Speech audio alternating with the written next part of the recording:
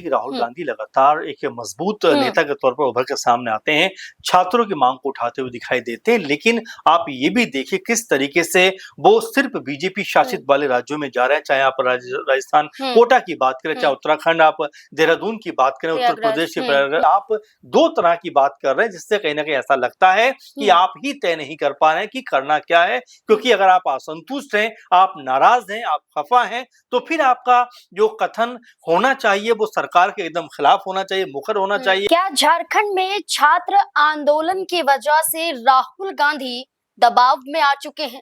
क्या राहुल गांधी को इसलिए आनन फानन में मुख्यमंत्री झारखंड के मुख्यमंत्री हेमंत सोरेन को एक पत्र लिखना पड़ा? क्या राहुल गांधी हेमंत सरकार से अपना समर्थन वापस ले लेंगे? क्या राहुल गांधी हेमंत सोरेन की पार्टी से अपना गठबंधन तोड़ देंगे? क्या ये छात्र आंदोलन इस सरकार के लिए एक बड़ी चुनौती बन गया है? और क्या मुख्यमंत्री हेमंत सोरेन अपनी कुर्सी भी बचा पाएंगे या फिर नहीं? दरअसल छात्र लगातार जयपाल मुंडा स्टेडियम में प्रदर्शन कर रहे हैं। वहीं जो इस आंदोलन का मुख्य चेहरा है देवेंद्र नाथ महतो, वो अस्पताल में भर्ती हैं। 15 अगस्त की सुबह को हमने देखा कि किस तरह से देवेंद्र नाथ महतो झंडा फहराने के लिए बाहर निकलने की कोशिश करते हैं, लेकिन पुलिस कर्मियों के जरिए धक्का मुक्की होती है, रोकने की कोशिश की जाती है, दबाव देखा जाता है, जिसके बाद वो ये कहते हैं कि अगर ये सब कुछ ही झेलना है, जहां आजादी के दिन भी आप आजाद नहीं हैं, तो इससे अच्छा है कि मुझे मार दिया जाए। अब इस बीच में ये कहा जा रहा है कि सरकार के कुछ मंत्री छात्रों से आज संवाद करेंगे और वहीं दूसरी तरफ राहुल गांधी ने भी एक पत्र लिखा है। अब ये देखना पड़ेगा कि क्या सरकार टिक पाती है, गठबंधन टिक पाता है और इस बीच में क्या मांगों को मान लिया जाएगा, या फिर ये जो अल्टीमेटम छात्रों द्वारा दिया गया है 18 अगस्त का, क्या इससे पहले सरकार झुकेगी या बहुत बड़ा बदलाव हम झारखंड में देखेंगे? इसी से जुड़े हुए तमाम सवाल हैं, चर्चा करेंगे। वरिष्ठ सहयोगी अमन जी हमारे साथ मौजूद हैं।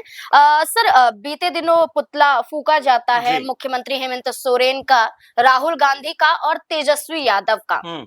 पुतला फूकने के बाद ये कहा जाता है कि हमारी मांगों को नहीं माना जाता है हुँ। और सरकार हमसे फिर से मुलाकात करने के लिए तैयार नहीं होती है। हुँ। तो 18 अगस्त ये दिन होगा जो उनके लिए आखिरी है। इसके बाद 20 अगस्त को हम मुख्यमंत्री हेमंत सोरेन के जो आवास है उसका घेराव करेंगे। हुँ। इससे पहले छात्रों से मुलाकात आज सरकार के मंत्री करेंगे, लेकिन क्या लगता है कि छात्रों का दबाव अब सरकार पर ज्यादा पड़ रहा है? देखिए, बिल्कुल और हुँ। ज़ाहिर बात है कि अब इस पूरे आंदोलन हुँ। को काफ़ी वक़्त हुँ। बीत रहा है, क्योंकि लगातार बातचीत भी हो रही है, हुँ। लगातार कम्युनिकेशन भी हो रहा है।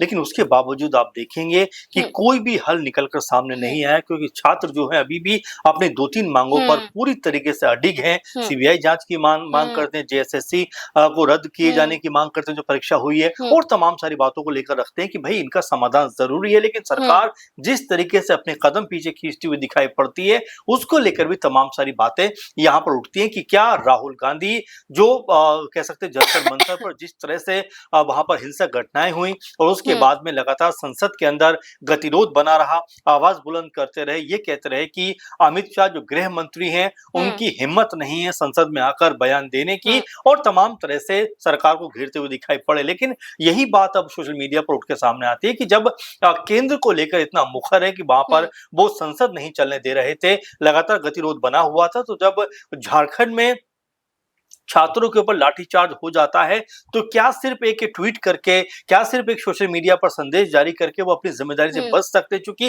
उन्होंने नाराजगी जाहिर भी की थी और ये हुँ। तक कहा था जब मीडिया उनसे सवाल पूछ रहा था कि भाई झारखंड को लेकर आप खामोश है, तो कह रहे थे कि भाई खामोश नहीं हूं, मैं लगातार आवाज बुलंद कर रहा हुँ। हूं। लेकिन अब छात्र कह रहे हैं कि भाई सिर्फ आवाज बुलंद करने से काम हुँ। नहीं चलेगा, बल्कि आपको सख्त यहाँ पर कदम उठाना पड़ेगा। हुँ। तो क्या ये माना जाए कि 18 तारीख, जिस तरह से आपने भी जिक्र किया कि 18 तारीख को क्या कोई बड़ा हल यहाँ पर निकलता हुआ हुँ। दिखाई पड़ेगा, या फिर जो 20 तारीख को ये हुँ। कहा जा रहा है कि 20 तारीख को यानी 20 अगस्त को मुख्यमंत्री आवास का घेराव जो है वो एक छात्र करते हुए दिखाई पड़ेंगे। देवेंद्र महतो के साथ में और भी कई छात्र और छात्राएं हैं जो लगातार भूख हड़ताल कर रहे हैं। ऐसे में बड़ा सवाल यही बन जाता है कि आखिर सरकार इन बच्चों की मांगों को, इन छात्रों की मांगों को, इन युवाओं की मांगों को किस तरह से मानती हुई पूरा करती दिखाई पड़ेगी। राहुल गांधी ने लेटर लिखा मुख्यमंत्री हेमंत सोरेन को, जी। और जो रांची के महानगर कांग्रेस अध्यक्ष हैं डॉक्टर कुमार राजा, उनके जरिए इस लेटर को पहुंचाया गया।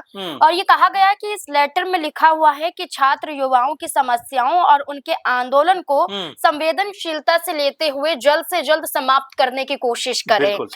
ये लेटर लिखा जाता है और राहुल गांधी के जरिए ये भी ऐलान किया जाता है कि जो छात्रों की गूंज के जरिए वो हर राज्य पहुंच रहे हैं, तो वो कह रहे हैं कि 22 अगस्त को पुणे में इस कार्यक्रम का आयोजन होगा। तो सवाल ये उठता है कि आप भारी तौर पर बयान दे देते हैं, अब आप लेटर लिख देते हैं, तो क्या आप दबाव में हैं इसलिए ये कदम उठा रहे हैं, या आपको ये यकीन है कि वाकई जो सरकार गठबंधन में है, आपकी पार्टी का गठबंधन हेमंत सोरेन से है, अगर ये लंबे समय तक रहा तो कहीं यहीं से आपको खामियाजा ना भुगतना पड़े? एक बात तो ये तय हो जाती है कि राहुल गांधी लगातार एक मजबूत नेता के तौर पर उभर के सामने आते हैं, छात्रों की मांग को उठाते हुए दिखाई देते हैं, लेकिन आप ये भी देखिए किस तरीके से वो सिर्फ बीजेपी शासित वाले राज्यों में जा रहे हैं, चाहे आप राजस्थान कोटा की बात करें, चाहे उत्तराखंड आप देहरादून की बात करें, उत्तर प्रदेश के प्रयागराज की बात करें, या फिर अब महाराष्ट्र के पुणे की बात करें, वो सब उन राज्यों में जा रहा है जहां पर बीजेपी की सरकार है, यानी एक पॉलिटिकल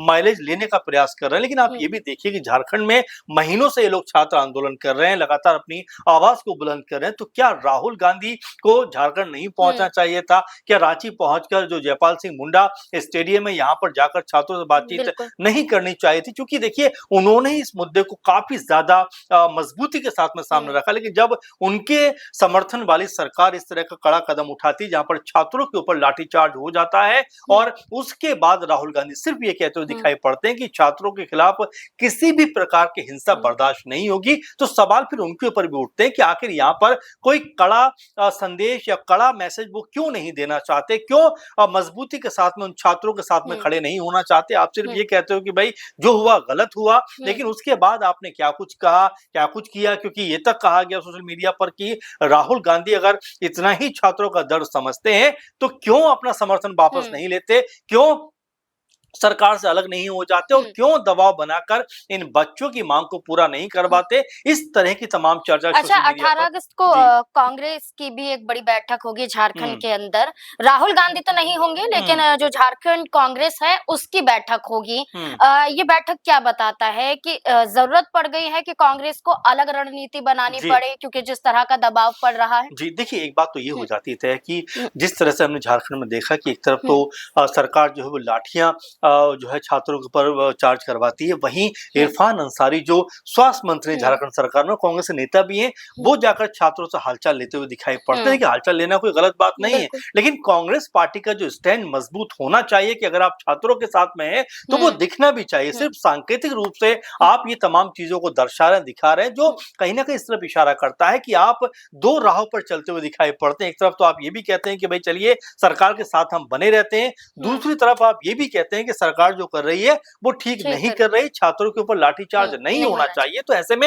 अब ये सवाल उठ जाता है कि भाई आप दो तरह की बात कर रहे हैं, जिससे कहीं ना कहीं ऐसा लगता है कि आप ही तय नहीं कर पा रहे हैं कि करना क्या है। क्योंकि अगर आप असंतुष्ट हैं, आप नाराज हैं, आप खफा हैं, तो फिर आपका जो कथन होना चाहिए वो सरकार के एकदम खिलाफ होना चाहिए, मुखर होना चाहिए। लेकिन ऐसा लगता है कि आप सरकार के साथ भी हैं और किन्हीं मुद्दों पर ऐसा लगता है कि सरकार के खिलाफ ही बयानबाजी कर रहे हैं, और वो भी इतनी मजबूत नहीं जिसका कोई असर होता हुआ दिखाई पड़े।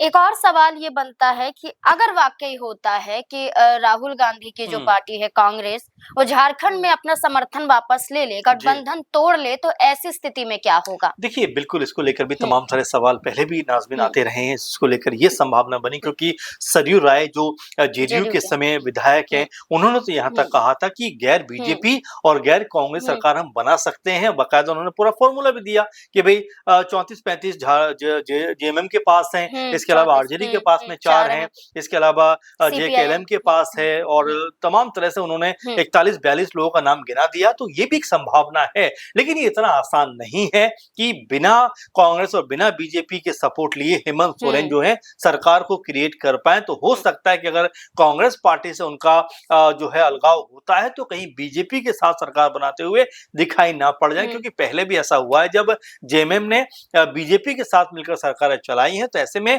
क्योंकि पहले भी इस बात को लेकर चर्चा उठी थी कि तमाम जो प्रदेशों में जिस तरह से बीजेपी की लहर दिखाई पड़ती है, तो ऐसे में झारखंड बचता है जहां पर क्या स्थिति ऐसी बन सकती है कि जेएमएम यानी झारखंड मुक्ति मोर्चा बीजेपी के साथ मिलकर सरकार बना सकता है, क्योंकि कई मौकों पर कांग्रेस पार्टी और जेएमएम के बीच में नाराजगी भी देखी गई। तो ये संभावना है, लेकिन फिलहाल अभी तो ऐसा नहीं लगता। लेकिन अगर ये मुद्दा तूल पकड़ता है तो सरकार खतरे में आती। बिल्कुल। अब छात्रों के जरिए ये भी कहा जाता रहा है कि जब हम मर जाएंगे तब सरकार हमारी सुनेगी। आखिरकार जो मांगे हैं उन पर संज्ञान क्यों नहीं लिया जाता है। जैसे कि सर ने भी बताया, जेपीएससी पीटी की जो परीक्षा थी उसे रद्द करने का ऐलान कर दिया जाता है, इस मांग को मान लिया जाता है।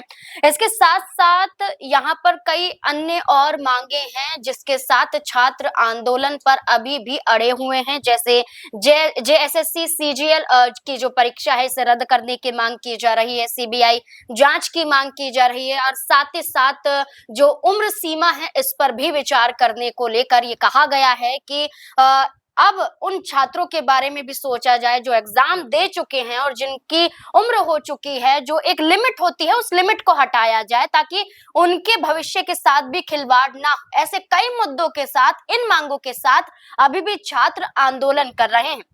देखना होगा कि आज की मुलाकात के बाद राहुल गांधी ने जिस तरह से लेटर लिखा है और जिस तरह से उनके पुतले फूके गए हैं और इसके बाद जो अल्टीमेटम 18 अगस्त का दिया गया है, इससे पहले क्या कोई बड़ा फैसला हो जाएगा, क्या आज ही फैसला हो जाएगा या फिर सरकार को खामियाजा भुगतना पड़ेगा। इस पूरे मुद्दे को लेकर आपको क्या लगता है, अपनी राय हमारे साथ जरूर साझा करें। धन्यवाद।